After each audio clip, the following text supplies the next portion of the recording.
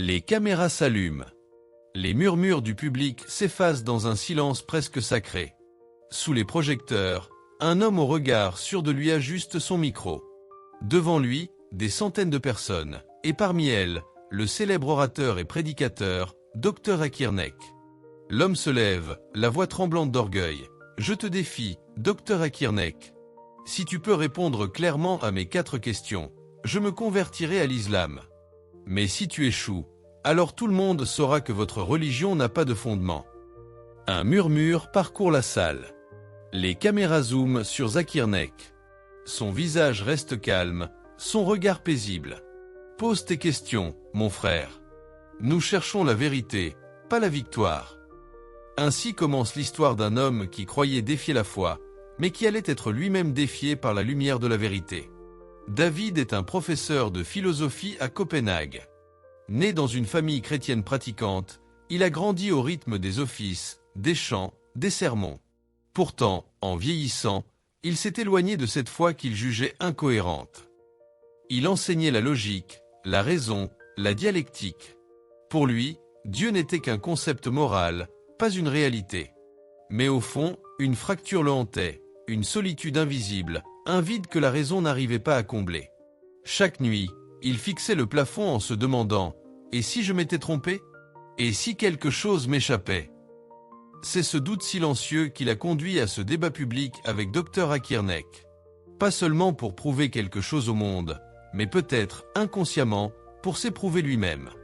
Quelques mois avant ce débat, David traversait une période sombre, la perte de sa sœur, un divorce douloureux et cette sensation que la vie n'avait plus de sens.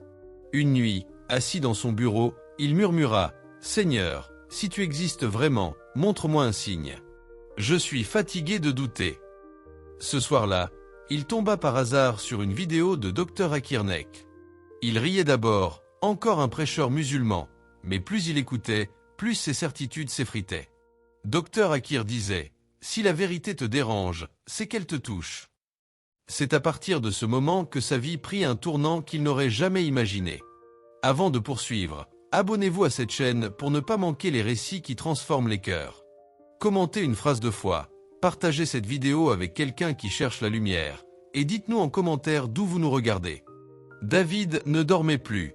Chaque nuit, il revoyait les visages, les questions, les doutes. Il relisait des passages de la Bible et comparait les versets du Coran cités par Zakir Naik. Les incohérences qu'il avait toujours ignorées lui apparaissaient maintenant clairement.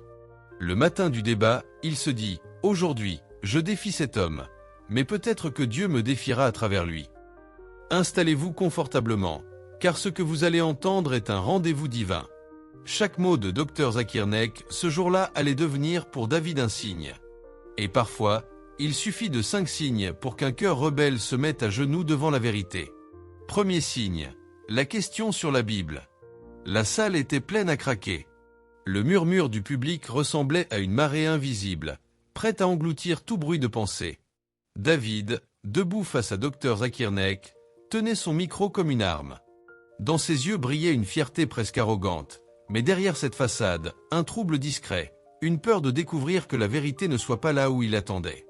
Il lança, d'une voix assurée mais tremblante, « Montre-moi où la Bible a été modifiée. » Un silence traversa la salle. Les caméras se braquèrent sur Zakir. Son visage restait paisible, comme si la question n'était pas un défi, mais une invitation à réfléchir. Il répondit doucement, « Mon frère, le mot version que vous utilisez pour désigner la Bible n'existe pas dans le Coran, car la parole de Dieu n'a pas de version. Elle est unique. Mais quand il y a plusieurs versions d'un même texte, c'est qu'une main humaine y a touché. » Un léger frisson parcourut l'audience. David sentit sa gorge se serrer. Il voulait répliquer, mais les mots restaient suspendus entre sa raison et son cœur. Son esprit se défendait, mais une petite voix en lui murmurait que ce qu'il venait d'entendre résonnait avec une justesse qu'il ne pouvait pas nier. Il se souvenait des heures passées à comparer la King James Version, la New International Version et la revise de Standard Version. À chaque lecture, il remarquait des mots changés, des phrases réécrites. Et pour la première fois, il se demanda, si Dieu avait parlé, pourquoi aurait-on eu besoin de réécrire sa parole? Zakir ouvrit un exemplaire de la Bible posé sur la table. Il lut à haute voix, calmement. Toute écriture est inspirée de Dieu, et utile pour enseigner, pour convaincre, pour corriger, pour instruire dans la justice. 2 Timothée 3,16. Puis il referma le livre et leva les yeux vers David. « Mon frère, si toute écriture est inspirée de Dieu, comment expliquez-vous les différences entre ces versions? Dieu change-t-il d'avis? Ou bien l'homme a-t-il voulu façonner la parole selon sa pensée ?» David sentit une onde de chaleur lui parcourir le dos. Il regardait ce prédicateur musulman avec un mélange d'admiration et de peur. Ce qu'il venait d'entendre venait fissurer ses certitudes, lentement, méthodiquement. Ce n'était plus une joute intellectuelle. C'était une confrontation avec sa propre sincérité. Et tandis qu'il baissait les yeux, il sentit que quelque chose en lui venait d'être ébranlé, pas son savoir, mais son âme. Le public observait ce silence fragile, comme suspendu à la respiration de David. Il comprenait qu'il ne s'agissait plus de vaincre par la parole, mais de s'incliner devant l'évidence. Et quelque part, dans les profondeurs de son cœur, une question venait d'éclore. Et si cette vérité que j'ai tant combattue était celle que je cherchais sans le savoir? La lumière du plateau se refléta sur son visage tendu. Il leva lentement la tête vers Zakir, incapable de parler, mais conscient qu'une première porte venait de s'ouvrir. Ce n'était plus un débat, c'était le début d'un appel silencieux, celui de la vérité. Le destin venait de déposer le premier signe. Sous cette tension spirituelle, une phrase traversa la salle comme un souffle. Quand la vérité se présente à celui qui la fuit, elle ne frappe pas 2 fois. Abonnez-vous à cette chaîne pour suivre la suite de cette histoire bouleversante et envoyez cette vidéo à quelqu'un qui cherche la vérité dans l'ombre du doute. 2e signe, la question sur Jésus. La lumière du plateau semblait s'être adoucie, comme si l'atmosphère elle-même s'inclinait devant ce nouveau moment de vérité. David, encore secoué par la première révélation, se pencha vers le micro. Sa voix tremblait, non plus de colère, mais de curiosité sincère. Si l'islam est vrai, pourquoi Jésus a-t-il accompli des miracles?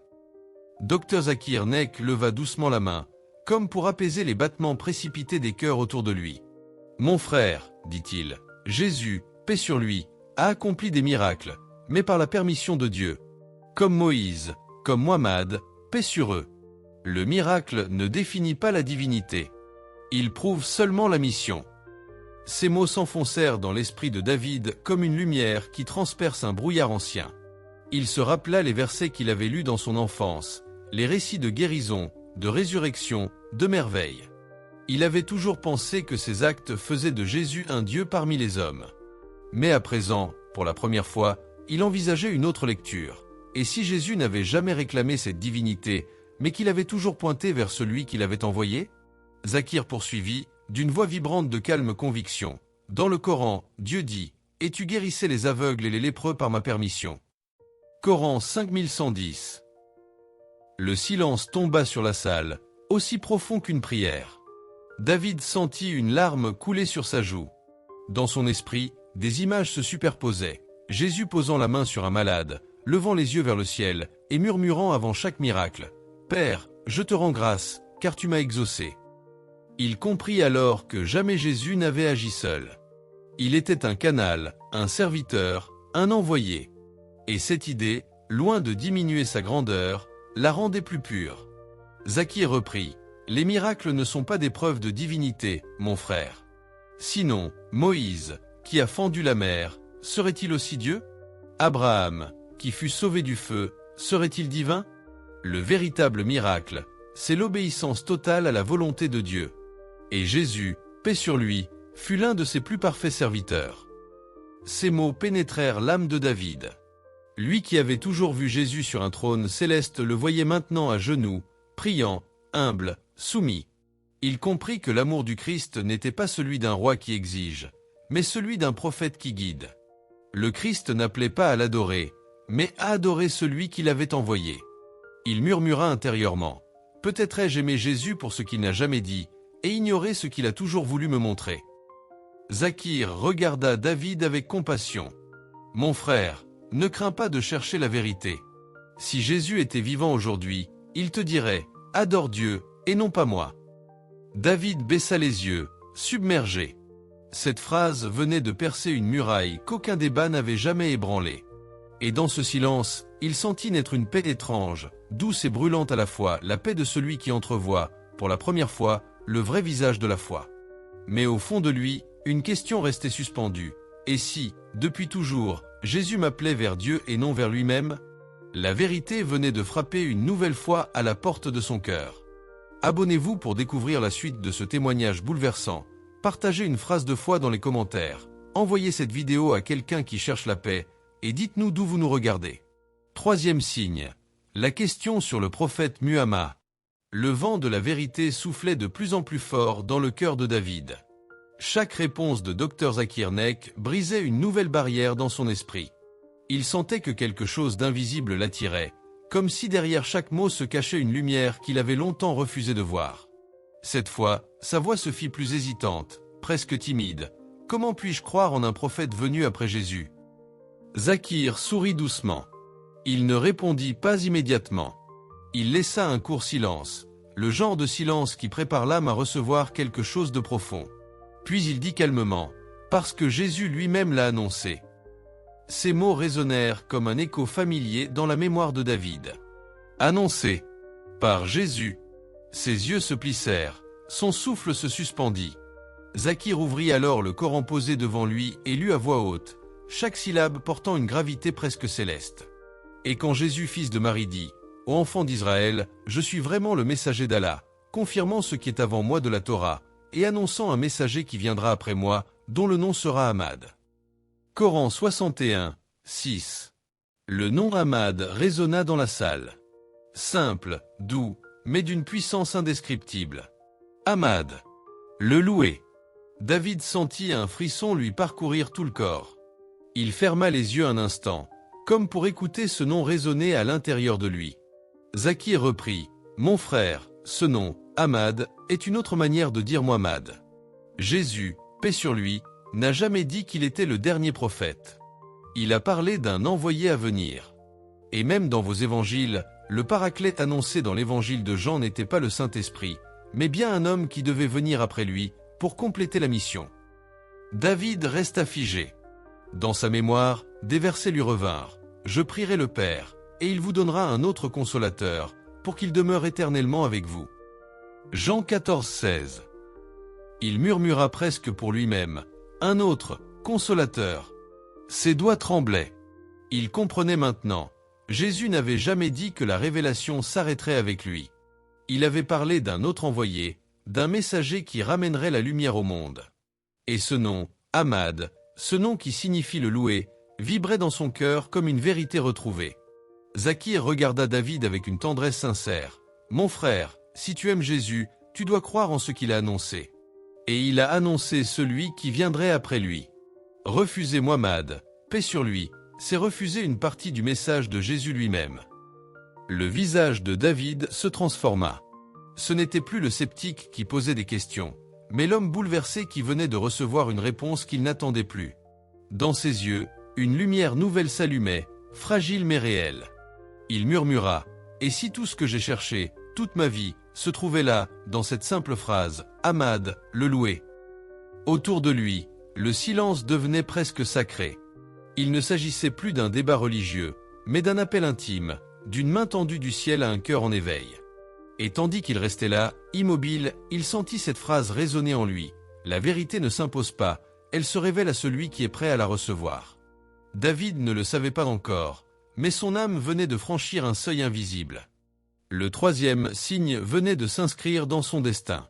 Abonnez-vous pour continuer ce voyage spirituel. Laissez un commentaire avec les mots « Allah guide les sincères ». Partagez cette vidéo avec un ami en quête de vérité et dites-nous d'où vous nous regardez. Quatrième signe. Le signe personnel. La nuit était tombée sur Copenhague, enveloppant la ville d'un silence lourd et presque sacré. David, encore ébranlé par le débat avec Dr Zakir Naik, s'endormit dans un état étrange, un mélange de fatigue physique et de tension spirituelle. Ses rêves, pourtant d'habitude insignifiants, prirent cette nuit une intensité inhabituelle. Il se vit seul dans un désert infini, le sable chaud brûlant sous ses pieds, sa gorge sèche, sa peau collée par la chaleur accablante. Chaque pas semblait le rapprocher de nulle part.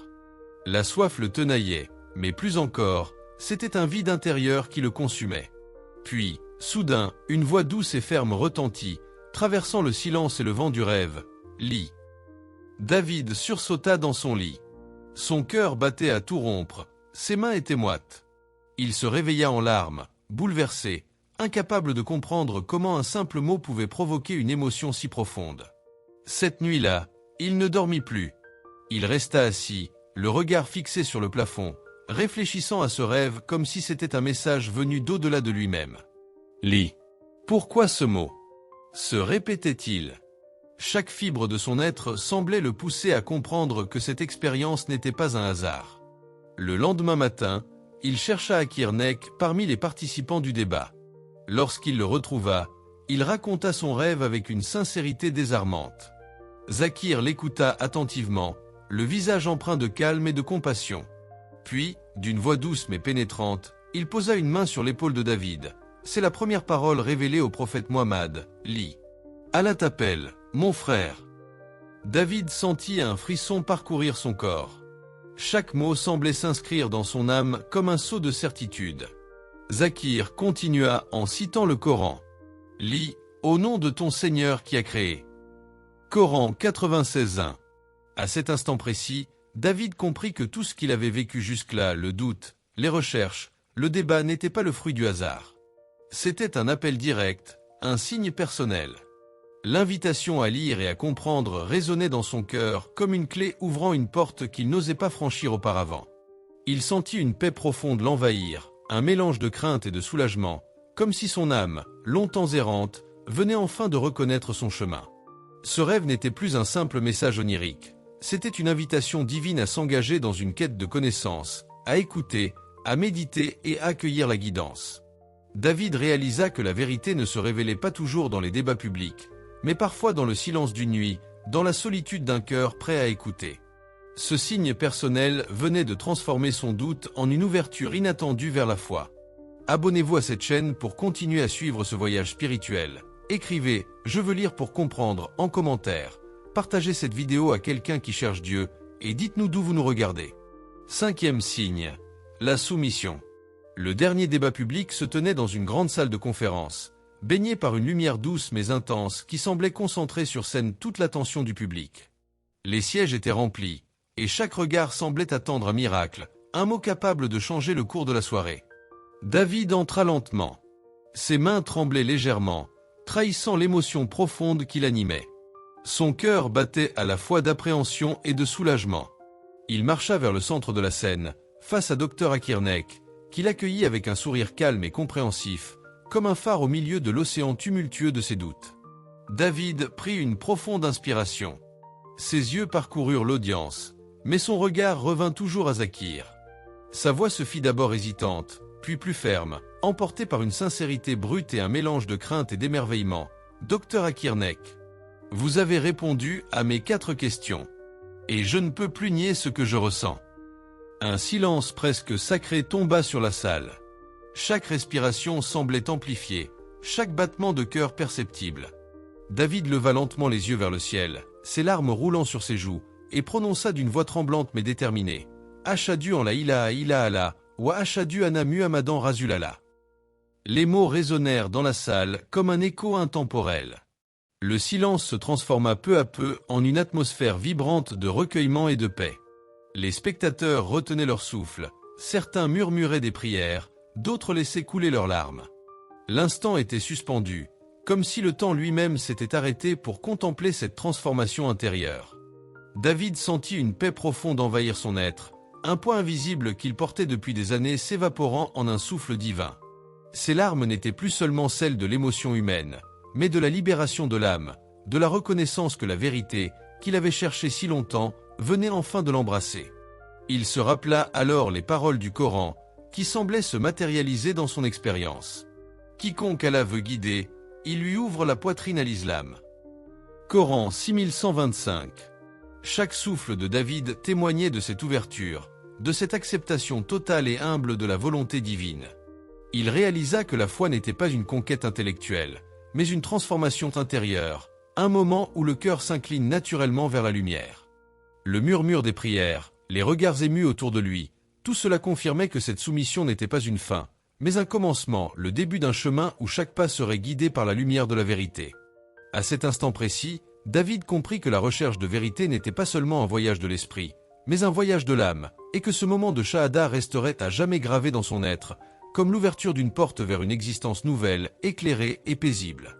Abonnez-vous à cette chaîne pour continuer à suivre des récits spirituels inspirants.